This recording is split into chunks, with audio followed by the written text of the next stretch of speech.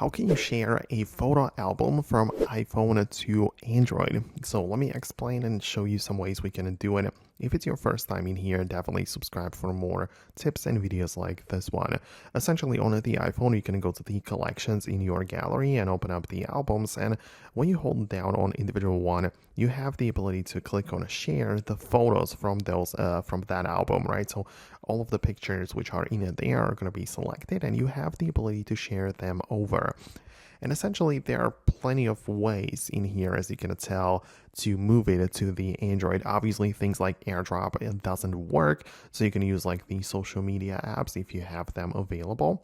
Or you can also use the cloud storage, like you can upload those photos to the Google Drive, for example, and set up the sharing to, like set up a sharing link which you can send over through the messages or any other way to the Android phone, and that Android phone will be able to access it. So that would be one way of doing that. But there is also a service which is called Send Anywhere, and it's an app which works on any platform, which obviously includes the iPhone and as well as the Android platform.